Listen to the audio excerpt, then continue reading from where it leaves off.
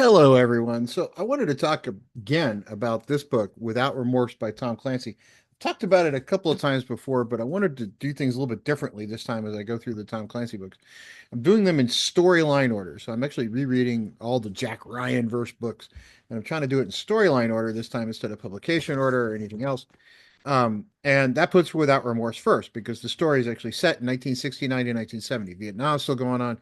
This is a great book. It's got the backstory to John Clark, who the book is still named John Kelly. His name gets changed. We'll get to that in a minute. The book has a tragic backstory for him, has drugs, drug dealers, Vietnam, a whole trip with POWs.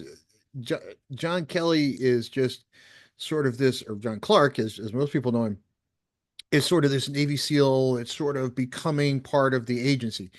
And it's sort of, how does that actually take place? And this is the book that kind of explains that, actually does explain it. So it was the seventh book Tom Clancy actually published, sixth published in the Jack Ryan verse, but was the earliest one published, earliest one in the timeline of the Jack Ryan universe. Now, why do I want to read things in this order? Well, there's a lot. There's some question about Tom Clancy, and still remains over till today. Was he an intel agency asset, or was he just this author who kind of figured a bunch of stuff out through research and got really lucky?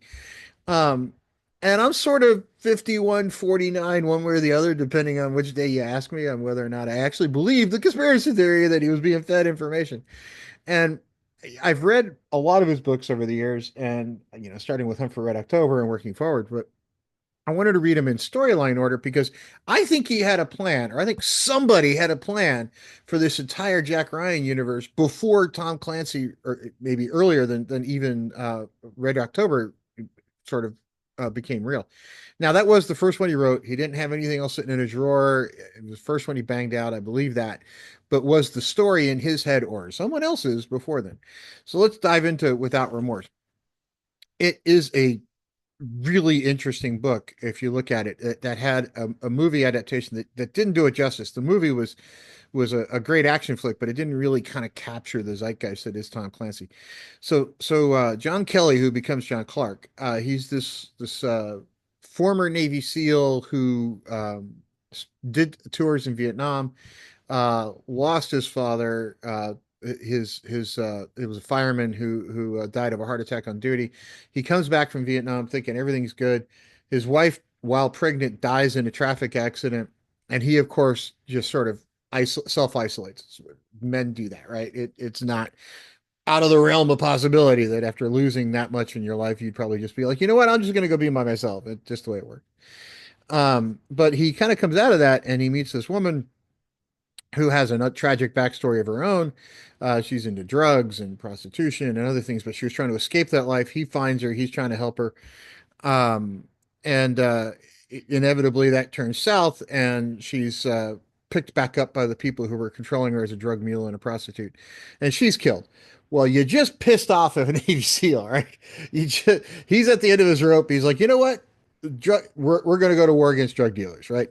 So he takes on this sort of personal mission because the police can't really take care of the drug problem because, well, you take one out, another one takes their place. We you got all these rules about gathering evidence and how hard is it, and so all these reasons why drug dealers get away with it for some period of time.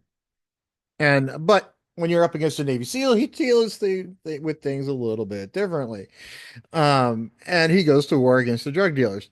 Doesn't work out too good for the drug dealers. But in the middle of all that, we pop up with the storyline where somebody who caught his attention, an admiral at the Navy, who John Clark or Kelly at this point had caught his attention while he was in Vietnam when he was earning his Distinguished Service Cross, which by argument in the book should have been a Medal of Honor. Knew this part of North Vietnam where there were some prisoners being held. Well, these were really specific prisoners that the North Vietnamese had reported as dead. So these were prisoners that they didn't admit were still alive. In fact, actively kind of said, "Hey, these guys are dead." Well, they were higher ranking officers who knew more. They're trying to extract information from them, and at some point, of course, they were going to kill them. Well, the information of that prison camp came to light, and it, well, not came to light, but it was very classified. So we knew about it. We didn't tell the public about it. So this mission to go rescue those POWs comes up, and who do you want to do it? Well, you get a former Navy SEAL who's got connections in the intelligence world, or you get him in connections in the intelligence world and put him to work. Um, and he helps plan a mission. Then there's this incursion to go in. The thing I really like about this book is versus like the Jack Ryan books, which is, and I like the Jack Ryan books, but some of the Jack Ryan books are a little bit different. This one, Without Remorse, not everything goes right for John Kelly. With Jack Ryan, it's almost like he can do no wrong, right? He just kind of massively wins every time. It- Not so for Clark, man. He gets in North Vietnam, and they were supposed to do this prisoner extraction. He had this whole thing planned out. Didn't quite go the way he wanted it to. They had to call off the mission at the last section. He had to escape. On the way out, there was another way to solve certain problems. I'll let you read the book for yourself if you haven't. That actually does sort of give them a victory, but not the victory they were hoping for. And at the very end, of course, you come back from all that, and he's still dealing with the drug problem. Well, now the CIA wants him full time, but now he's under suspicion of murder for all these drug dealers he's been shooting in the head, or with a shotgun, or however it was he wanted to take them out, because it got pretty varied. And the police were after him. Well, how do you fix that problem? Well, now you got this. The intel agencies want him, the police want him. So how does John Kelly, solve all that? Which is a really interesting way to tie it up. But the movie that came out of this really kind of barely touched on some of these things. It sort of did, but it's a 650-page book and a 90-minute movie. You can't really get all the nuance to it in there. And they tried to, but it just moved too fast. If you really want to convert this one to film, you need like a 10-part series, which would actually be really interesting to do because John Clark then became much later in his career became the lead for Rainbow Six, and Rainbow Six was another deep storyline that we'll get to much later in the read them in chronological order. And speaking of which, so this book, by the way, I think is one of the best Tom Clancy books out there, and I think has a lot of nuance to it because you do get into that drug problem, you do get into that Vietnam problem, you get into a large number of questions of when is it, why is it that law enforcement doesn't necessarily do operate the way we think it should, because they have certain rules, we have certain rules, and sometimes criminals get away with things for a lot longer than they should. And if you look at our current crop of what goes on in DC, there's a bunch of weird stuff going on. But why is it that there's sort of this way that people can get away with a lot of wrongdoing?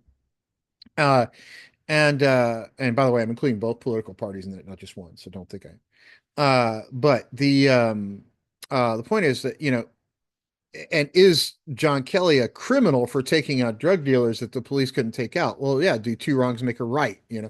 Those kinds of questions come up. And I really cannot stress enough that this book has a deep meaning to it that not a lot of action thriller books do. This one really strikes home with a lot of questions I think we even struggle with in our society today. And that's one of the things I like about pop culture and fiction is that sometimes it does have sort of this deep inner meaning, and asks questions and plays them out in a fictional way, because we can't necessarily do that in our daily lives, to sort of attempt to try to answer that question. And I like the way it does it, especially when the tie-in of sort of the drug trade and everything else, um, in this particular sense, because Tom Clancy, if nothing else, was a master writer. He was amazing.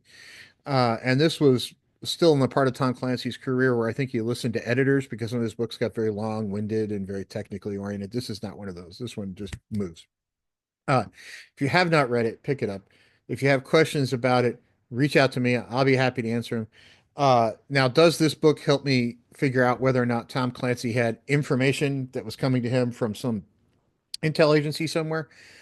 It certainly says he knew a whole lot about operations. It certainly says he knew a whole lot about what went on in Vietnam, but it was written in 93, I think. So it, came out much after, a whole lot of things were becoming publicly known about Vietnam anyway. So, um, can I say this one gave him inside info? Probably not. This one I think is just a great action thriller book. I don't think he got information from anybody anywhere on this one. I think this was just a way to build a backstory for John Clark. And it's a fascinating way to do it. So, Great book. I don't think it gives us any info on whether or not Clancy was an intel agency asset, but still one to absolutely not miss if you have not read it. It's a great place to start reading the whole series. So the next in the story, this one takes place from 1969 to 1970, by the way. The next book in the timeline is Patriot Games, which takes place in 1981, 82. After that is Red Rabbit, which is clearly 82, and then Hunt for Red October. So we're going to keep plowing through, and I'll see you on the next video with Patriot Games. Everybody have a great day.